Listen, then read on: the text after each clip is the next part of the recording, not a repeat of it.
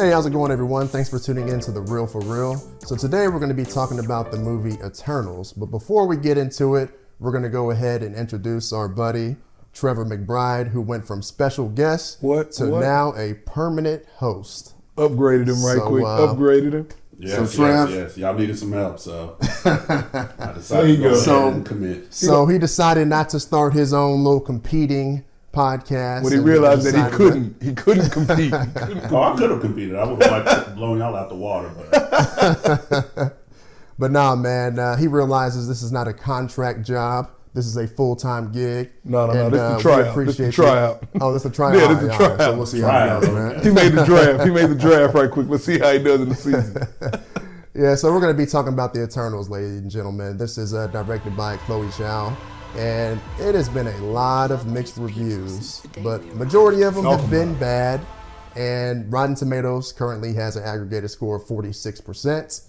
It actually started off at 49%, then dropped to 46%. And then the audience score was at about 84%, and now it dropped to 80%.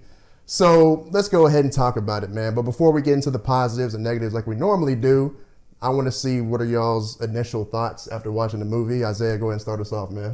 What you think? Initial thoughts? I thought it was a good movie. I thought it was a really good film. Ooh. But I understood 100% when I walked. Like when the movie was done, I was like, actually probably about midway through the movie, I realized, yeah, this is going to tick some people off. This ain't going to be the one that everybody was, I don't think it's what people were walking in the door hoping to see from a Marvel movie. Right. I think they definitely were just taking some risks. So my first thought was, this is a good movie, and I understand where all the controversy is coming from. Got you. Trev, what you think? What you got? I enjoyed it. I thought it was a good movie. Like Isaiah said, I understand why everybody didn't like it or the tomato meter, and I enjoy that you are keeping us up to date with the fluctuations on the scores. You know how you stay. You stay on that. But I enjoyed it. I thought it was a good movie, and I think that everybody should like it. But Okay. I also get why they don't. That's interesting. Okay, so I'll just say for this movie, I had no expectations because I didn't know about the Eternals. I really didn't care. But I knew I was going to go see this movie regardless. The boy said he don't care. And after watching this movie, I still don't really care about the Eternals. So it really just didn't sell me. But before I start talking about it and nitpicking, let's get into the positives first. So one thing for me, I'll start off with my positives. A big positive for this movie is the director, Chloe Zhao. She is Oscar winner of Nomadland. And so I knew that she was going to bring her beautiful cinematography to this movie, right? And I like the fact that she used natural lighting for this movie.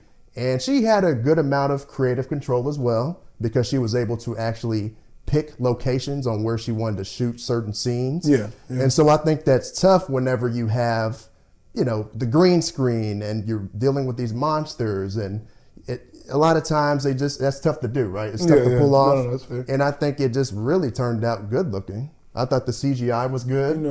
I thought the deviants looked good. Yeah. And just like when you're watching the movie and you're watching the Eternals actually use their powers as they're fighting the deviants, it just looked really good on screen, I think. So that's one of my positives. I'm a piggyback, at least when it comes to the cinematography. There are some really, really nice shots that go on in here. Yeah. I'd love to sit down and talk with who put together the storyboards in general, just because, for instance, Babylon, the scene in Babylon was really cool. The Tenochtitlan was really cool. I think it was really neat seeing the different shots that they did of these ancient civilizations. Mm-hmm. Those were some of my favorite scenes. Yeah, that Mesopotamia. All of those were probably some of my favorite scenes. Yeah. Visually, what they looked like were really great. On top of even the design of in the ship when they get their uniforms on and stuff, that was kind of neat. So I would say cinematography is definitely a plus. What you got, Trev? I really liked the acting. I thought everybody did really well. It was an emotional movie. That was good. Yeah, it was top notch. Shout out to the young lady who plays Sprite, Leah. Can't think of her last name, but the child actor. And I ain't gonna give no mercy to just a child actor. Oh, I know you go hard. Both of y'all go hard. Yeah. But at the same time, kid held her own. And then, Yeah. of course, Cersei's character, was another standout to me. Yes, Jim and Trav. Thank you. So I like another thing about it. The Celestials were very imposing, I thought. I like the fact that they made the Eternals look really small. And the fact that they were imposing, and it just made me kind of excited to be like, man, I wonder what Galactus is going to do. You know, because I was like, dang, like these dudes are just like, they're just so imposing, right? They're just huge. Like, I thought that was cool. No, 100%. I agree. Like, especially that you threw up Galactus, because I kept thinking, I kept seeing these nods to these massive figures. I was like, so y'all sneaking that in there? But, I think they will. I think they will. Also, I like that this movie was bold, right? This movie doesn't feel like an MCU movie. It feels like a philosophical, deep mythology story disguised as an MCU movie.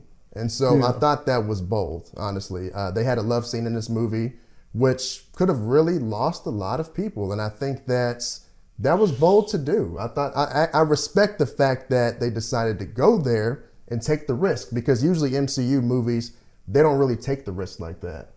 It's usually, you know that it's going to be a good action movie with a lot of comedy. And this movie really stands on its own.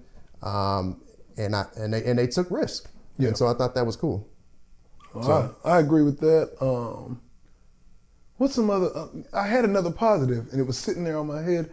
You know what? I think one of mine had to be, costume and designs.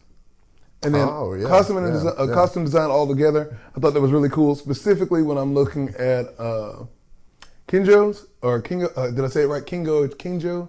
When they looked at the different styles of clothing they have. I mean, granted, he's supposed to be this like larger than life Hollywood kind of figure.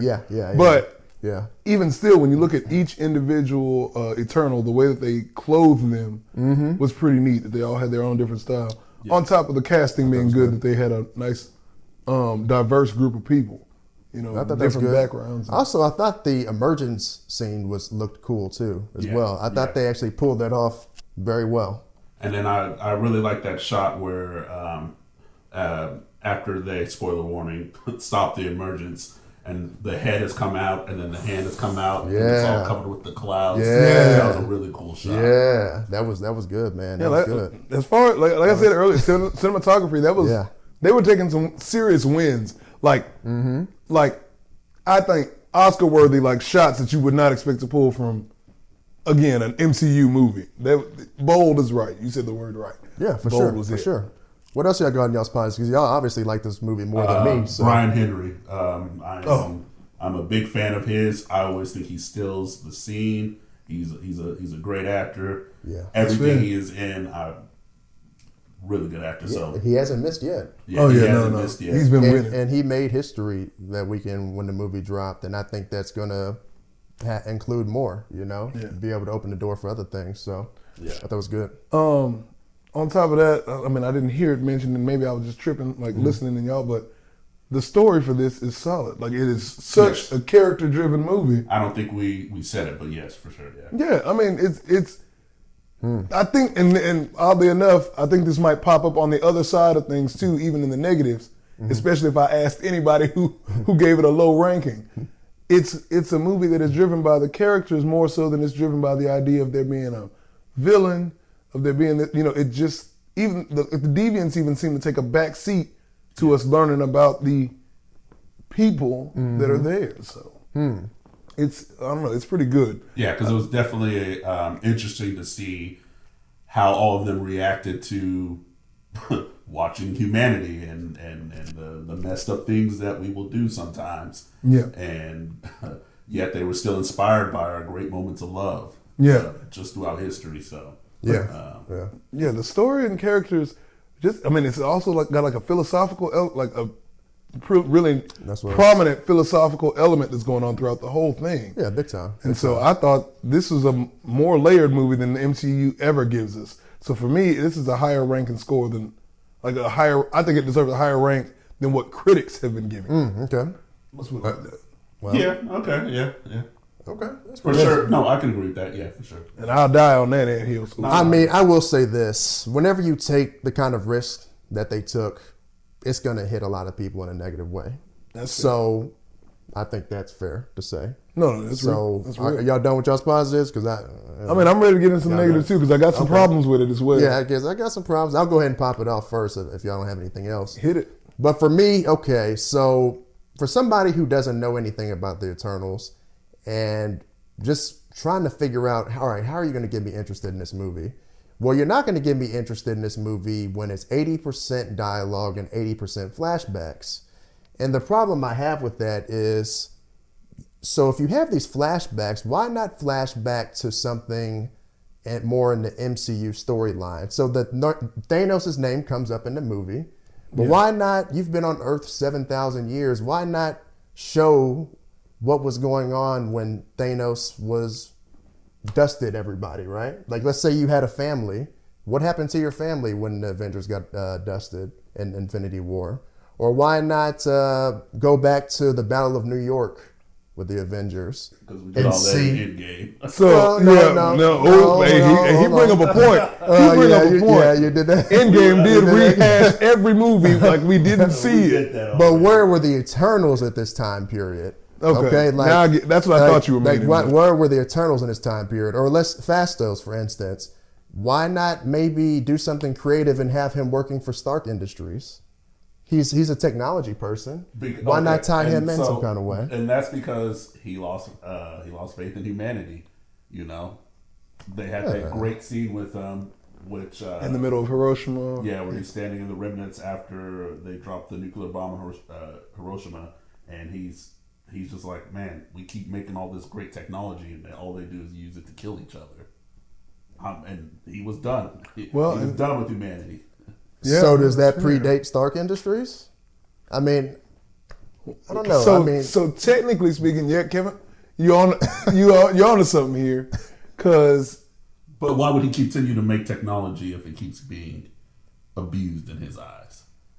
I guess I'm just thinking that it's just a good way to tie into the story of MCU. Like, you don't even have to use that. You can use anything else. I do agree that there could have been some tie-ins for other fans. Did I need that? Not so much, but I think I needed it. It could have helped a lot of people who are more casual fans of just the MCU as a whole. Yeah. I think they went into it wondering, so what does this have to do with everything else that's going on? Especially right now when the hype is really on Spider-Man, the new Spider-Man that's coming out. No Way Home, yeah. Everybody trying to figure out the new connections there. That's what they want to know. Yeah. So I think I get why you. I mean, connections sell. Yeah. For these type of movies. I mean, not saying that it didn't connect though, because at the end, those last two end credit scenes. I think that's when you started getting your sew-ins, and I was like, but by then it's too late. The movie's over. Which I'm gonna slide that, but I'm gonna use that also to slide into one of my negatives. Okay. I'm starting with this one. Is it the most egregious? Probably not to most of you, but it is to me. Look me in the eyes, and I want you to hear this right now. Right. Why Harry Styles? Because he played in Dunkirk, and they want to see him do other stuff. I just didn't. When I say I was livid.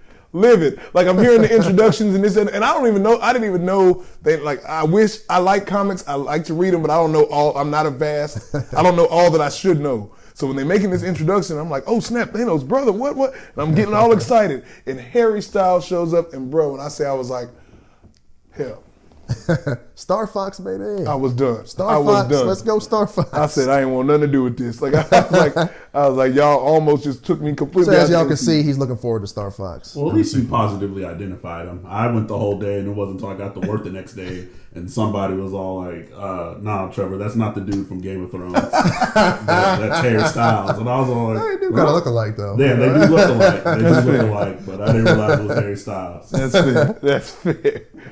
No, but also, I just think that, okay, so this is 10 superheroes, and that's a lot to balance stories on. It was. And so for me, it would have just been to draw me into these characters. If this was on Disney Plus, and let's say they had 10 episodes with each episode having a story for each character, and then at the season finale, tie them all in together, I feel like that would have worked for me, because I still don't really care about these characters, unfortunately. No disagreement there. Yeah, I was gonna say, for me, my negative, I thought that so we spent most of our time with Cersei, Sprite, and even Icarus, probably. Icarus. Yeah. those characters were fine, but I thought the other characters who we spent the least amount of time with were more interesting. So Yes. I definitely would have liked to spend more time with them.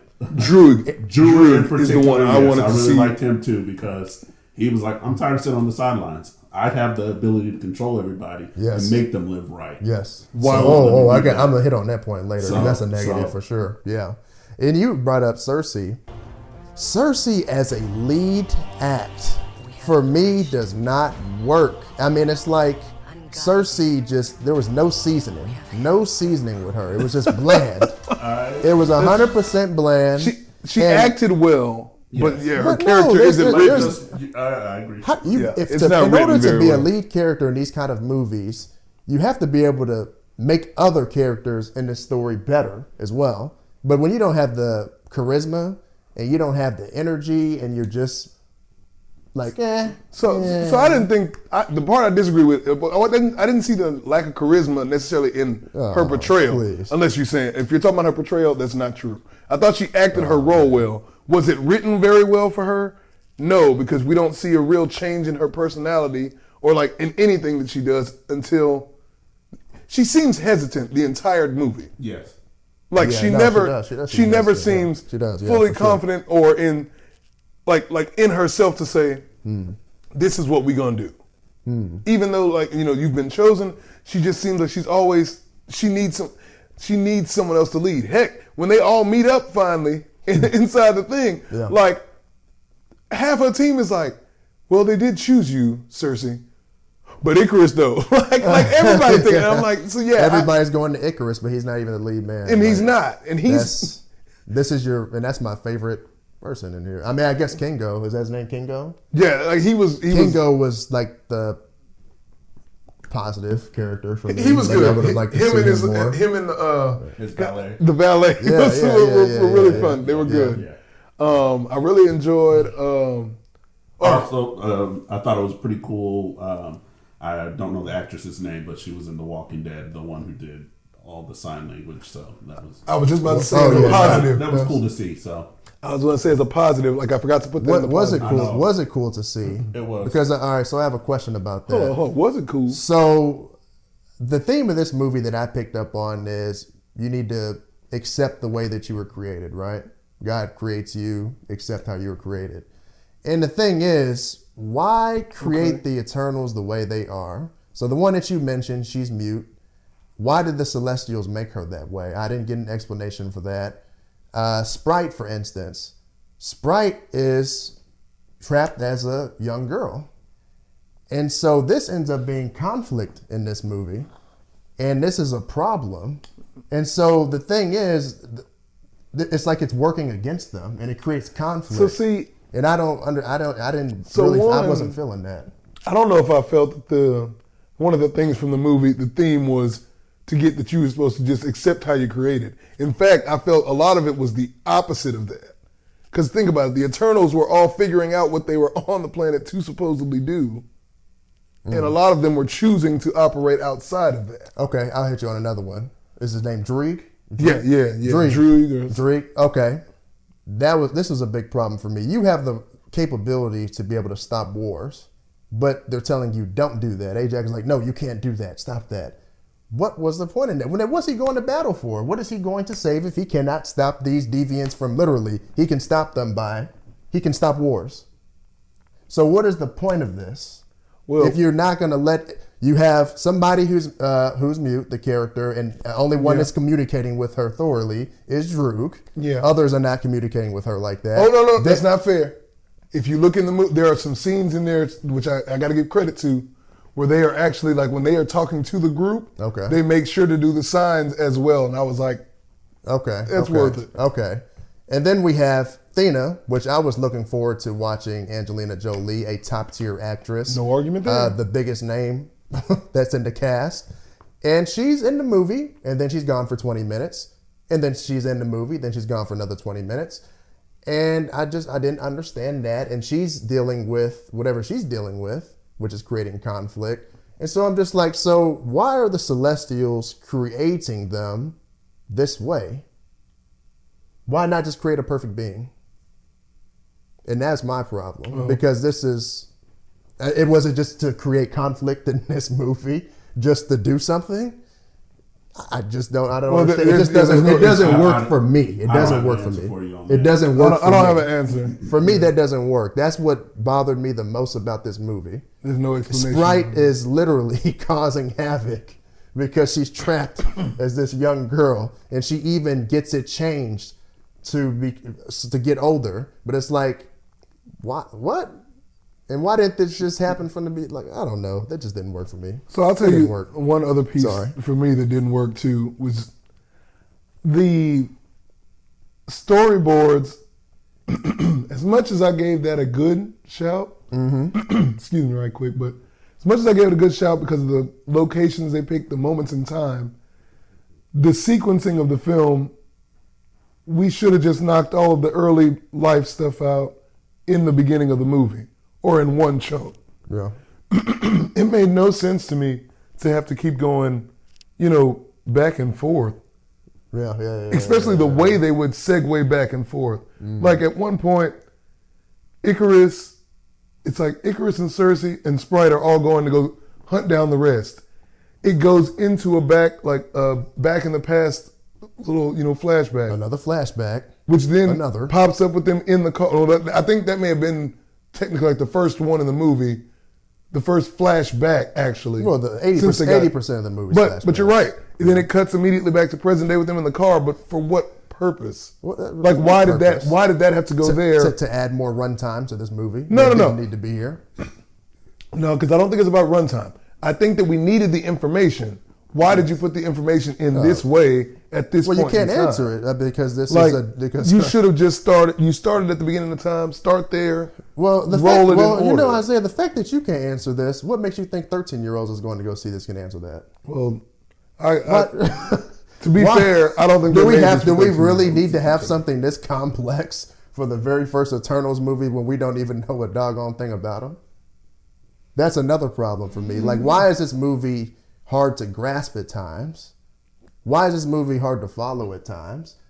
Well, for people that I don't even know who the heck you are. Like you said, because for the most part, we're unfamiliar with the Eternals, the Celestials. Well, I was unfamiliar with Dune, and I picked up on that just fine. So why does it take an MCU movie that has to go way up? It's because y'all decided to have Chloe to do it and do everything. And I don't have a problem with Chloe. No. But I don't know about all that. I think you write it off on the wrong day. I'm joking. Chloe's good. Nomadland is overrated though. Y'all need to stop. Next, go ahead. But go ahead. That's a different episode right there. That's a different episode. Oh, watch Nomadland. You'll see. Cinematography, boom. But you have to watch her taking a dump outside. Go ahead. Go ahead, though. I don't know. I don't think. Shout out to independent films, though. Yes, true. But I don't know. I don't feel the exact same way you do about it. Like, I think the material for Eternals makes sense to be a little higher brow. The fights were kind of pointless too, though. I'm not gonna lie. Some of the fights, I was like, what are we having this fight for? The MCU, what's going on? The MCU been doing that though. Mindless. No. Deviants are nothing but another set of Every Captain faceless. America fight makes sense. Every fight in Shang-Chi made sense. Every fight in the Avengers made sense. Some of this was, I think they just need to have action in the movie. They said, fight the deviants now. Boom. That happens in this movie. There was pointless fight scenes that were there. I didn't think they were pointless. You got. I think it's the same as. I think it was the same thing as with the Avengers, the other little faceless villains. Okay. That you just, all right. All the Avengers films, you have random moments where you're fighting random Ultrons, the baby Ultrons that are everywhere, where you fight the Chitauri. You've got to throw some action in there. I do agree with that part, but that's it. That's what I'd say. At the end of the movie, I just feel like for MCU movies, we have to have an overall clarity for the end of it. Usually our superheroes will win or they will lose. What do y'all feel like this resolution was? I think it was a setup for other conflict. That's it? Okay. Yeah, just a setup. It's a setup for other conflict. And with this being the origin story, does that have to happen? Or can we just have a solid we won and let's end the movie and let's do our post credits? I don't know. Because I felt like the ending, I was like, oh, okay. All right. I didn't feel it was necessarily lackluster. I mean, sorry, I didn't feel that it wasn't lackluster because I was like, we just stopped with a massive, celestial's hand coming out of the ground. Yeah. And that's just where we're at. But I figured something more would happen. And I was hoping, unlike you where you said you don't care about them, I'm hoping that there is something that opens up more to give us more of the, Eternals. At least in some way. So we'll see. I don't know. Well. That's me. That's What's your rating? What's your rating? My rating, I'm going to give it 70%. It wouldn't go any higher. 70's on the high side. But 70% for special effects and for just the way it was shot. And like I said, just how bold the movie was. Like I said, it was a philosophical story disguised as an MCU movie. It didn't feel anything like an MCU movie. It felt just more like a mythology, philosophical story and a little bit of romance as well. So that's how I felt about it. It's fine. I think it would have been okay as a standalone instead of just being part of the Marvel Cinematic Universe. It maybe could have been better. And I feel like if it was just Marvel and not part of the Cinematic Universe, it would have rubbed people better, So that's how I feel. But it's bold. You got to give it credit. Chloe Zhao, I think she did a good job. I like the fact that she had creative control and was able to, designate where she wanted certain scenes shot. And that's that. So 70% movie. 70%. Yeah. I'd give it an 84%. Oh, that's good. Okay. What you got, man? Yeah, for me, I'd set it about, I think I put it at about 87. 87. I liked it. Woo. I enjoyed it. That's what's up, man. Go ahead and Rotten Tomatoes that real quick. Go No, ahead and no, boost no, that no, score no. up a little bit. I ain't worried about them. I mean, it's definitely not it can't be an A. It didn't have enough action for me. I did feel that. And there are some key elements to at least some of the characters that I felt we should have dug into more. Yeah, for sure. And for me, it was very problematic the way that it would just, and now we're here in this point in time. I was like, I don't think where you place these, that was a big issue for me. Yeah, exactly. If we're going to put these in there, yeah. and they told the story right, but I was like, the only one that fell in place was the one where he's like, oh, y'all, I'm not the leader that you think I am. Flashback. Yeah. That makes sense. Yeah. Like, but outside of that, and next time, put Angelina in the movie longer. Please put her in the movie longer. I thought it was kind of cool seeing Angelina Jolie take kind of the back seat. I didn't like I'm telling y'all what happened. It is strange to see. I didn't like that. Because she in her is a first superstar. MCU He just movie, wanted to see Angelina. That's fine. You I put get her. Wow, He just wanted to see her. I wanted to see her more too. That's cool. interesting. That's interesting. Like, I get it. You want to see her. And some of y'all need to calm down with this bad CGI stuff. I heard there were some people talking about if you pause it, you'll see their CGI faces. Calm down. Calm down. This movie was well shot. It looks good. It looks good. However, I will say to both of y'all, for Angelina, and nobody mentioned that Selma Hayek is only in there about 15 minutes. Bruh, I was like, what? But I think that was just being smart. What? You use their names to bill it, to sell it, but you also saved a lot of money in a sense because you didn't put them in, you didn't have them all set all the time. Hey, post-credit scene though. Blade, what's good? Marshall Ali. Yeah. Looking forward to that. But y'all better make sure Wesley Snipes at least gets a cameo. Y'all better not do my boy like that because I'm gonna be upset. You don't need to do that. On the lot, man. You don't need to do that. What are they gonna say? Pay your taxes first, then you can get on. Hey man, he done paid his taxes since then. He good. Didn't he do it? Oh yeah, he's not sitting like Ronald Isley. He's good. Yeah. Ron Isley might still be. I don't know. He ain't Coming to America. He was in Coming to America, the second one. So yeah, he should be good. He chilling. Oh, he was having fun with that, so he must be all right right now. Hey, but we appreciate y'all tuning in, and like I said, Trevor's gonna be on here with us. So make sure you leave your comments. Make sure you subscribe to our channel. Follow us on Instagram at The Real For Real, and we appreciate y'all. Be looking out for our next episode. Peace.